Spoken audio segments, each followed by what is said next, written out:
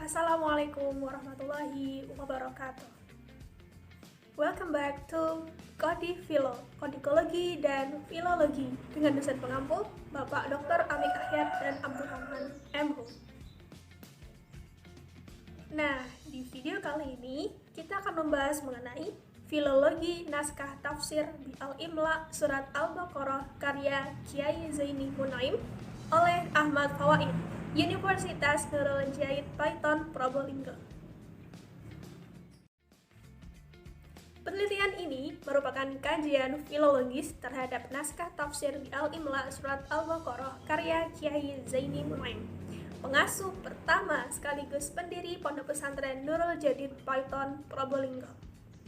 Penelitian ini berusaha mengungkap sistematika, bentuk, metode, corak, dan ideologi yang tertuang dalam naskah tafsir di Al-Imla Surat Al-Baqarah.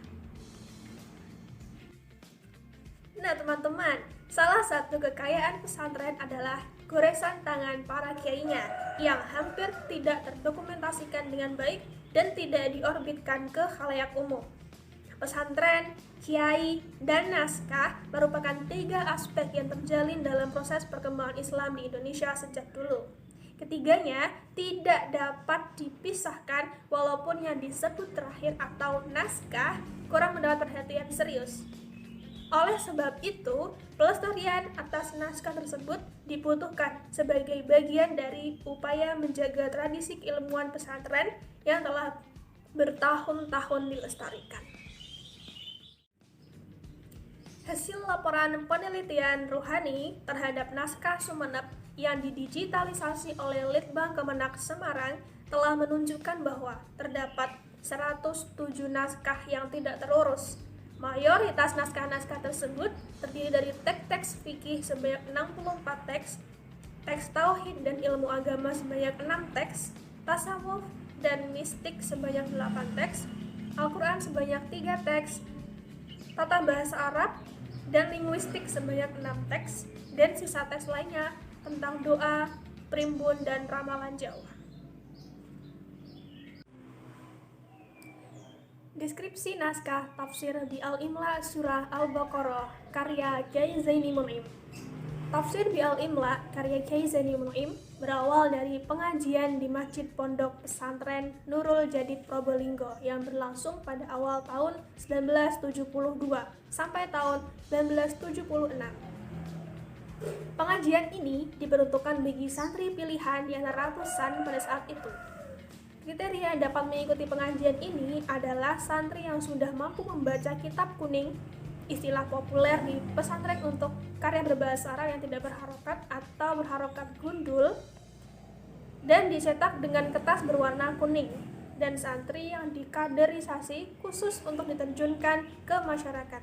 Terlebih dahulu, santri-santri tersebut adalah kader yang mampu untuk mengolah pondok pesantren nantinya.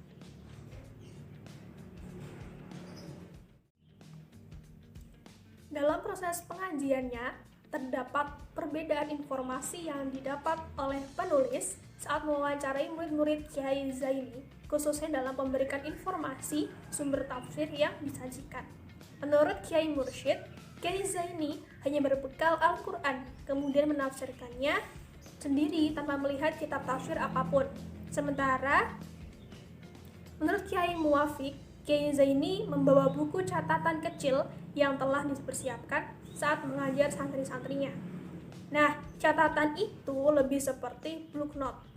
Keterangan pertama memberikan kesimpulan bahwa Kyai Zaini menafsir Al-Quran melalui penguasaan bahasa Arab dimilikinya, sementara keterangan kedua memberi kesan bahwa Kyai Zaini telah mengenalin poin-poin penting dari suatu kitab tafsir, kemudian dibacakan ulang kepada santri-santrinya sebagai bahan kajian tambahan.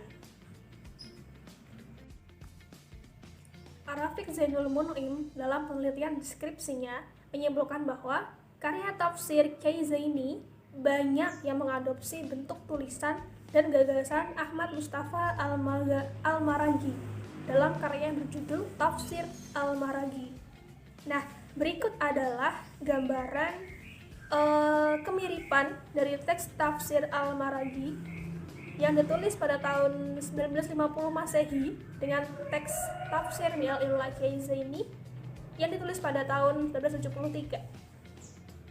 Nah, dari teks di atas sekilas memang terdapat kesamaan walaupun dalam beberapa hal banyak perbedaan. Misalnya, Al-Maraghi dalam tafsirnya membagi hidayah.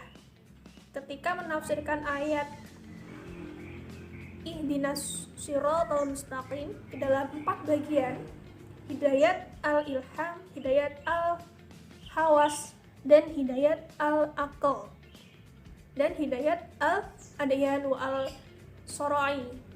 Pembagian ini juga terdapat pada tafsir Kiai Zaini dengan penjelasan dan gaya bahasa yang hampir sama.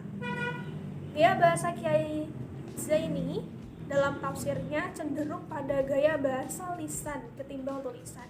Gaya bahasa Indonesia untuk tidak mengatakan Madura yang diarabkan sangat kental di dalamnya. Hal ini dimungkinkan karena Kiai Zaini menyampaikan penjelasan untuk menafsirkan Al-Quran kepada santri-santrinya yang notabene adalah orang Indonesia yang dalam kesehariannya berbahasa Madura. Nah, kendati terdapat kesamaan antara tafsir Kiai Zaini dengan tafsir Al-Maraghi dalam beberapa aspek, tetapi harus diakui bahwa Kiai Zaini telah berperan memberikan kritik, inovasi, dan tambahan terhadap tafsir Al-Maraghi. Penambahan keterangan misalnya terlihat dalam pembagian hidayah di atas. Menurut Kiai Zaini, selain 4 hidayah yang telah disebut di atas, hidayah juga dapat berupa al-hidayah al-fi'liyah. Pembagian ini berimplikasi pada ihdinas shiratal mustaqim dan kata dalikal kitabul la raiba fihi hudal lil muttaqin. Permohonan hidayah pada kata ihdina merupakan hidayah al-amaliyah dan hudal lil muttaqin adalah hidayah ilmiah. Dengan klasifikasi ini, maka Kiai Zaini memberikan pengertian bahwa teori-teori untuk menggapai hidayah terdapat di dalam Al-Quran dan dapat diperoleh dengan ilmu pengetahuan. Persoalan adopsi dari tafsir Al-Maraghi yang mengancam originalitas karya dari Kiai Zaini, sebagaimana kesimpulan dari Ar-Rafiq, dalam penelitiannya perlu ditinjau ulang dengan beberapa pertimbangan. Yang pertama, adanya keterangan dari Kiai Mursyid dan Kiai Muwafiq tentang Kiai Zaini yang saat mengajar hanya membawa mushaf Al-Quran dan catatan kecil. Kemudian yang kedua, adanya kecenderungan Kiai Zaini dalam aspek sosial kemasyarakatan dan kebahasaan yang berpengaruh pada penafsirannya. Dan yang ketiga adalah sebagai seorang ahli bahasa, Kiai Zaini memiliki kecenderungan untuk menafsirkan ayat dengan pendekatan bayani. Hal ini tampak ketika Kiai Zaini mengulas Al-A'ruf wal Muqattab. Nah, selanjutnya kita akan membahas mengenai anatomi naskah tafsir bi al-Imla karya Kiai Zaini Mun'im dari sistematika, bentuk penyajian, dan metode tafsirnya. Kiai Zaini Mun'im hampir tidak pernah berbeda dengan karya-karya tafsir yang terbit pada tahun 1970-an dengan sistematika tartib mushafi. Seperti dilansir oleh Ar-Rafiq, sistematika penulisan tafsir ini mirip dengan karya terbit 20 tahun lebih awal, yakni milik Al-Maraghi, tafsir Al-Maraghi. Kemungkinan menggunakan sistematika tartib mushafi juga, karena pada waktu itu belum mengenal yang namanya tafsir mudhu'i atau belum populer di Indonesia. Model tartib mushafi tafsir bi al-Imla karya Kiai Zaini dimulai dari surat Al-Fatihah dan berakhir sampai surat Al-Baqarah ayat 178. Karya ini terbilang tidak utuh 30 juz karena pada tanggal 26 Juli 1976 beliau wafat di usia 70 tahun dan penulisan tafsir pun berhenti.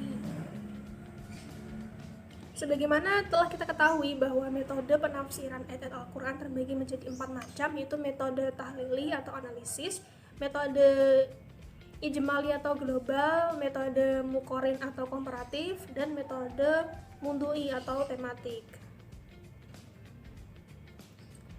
Kemudian kita akan beralih ke sistematika.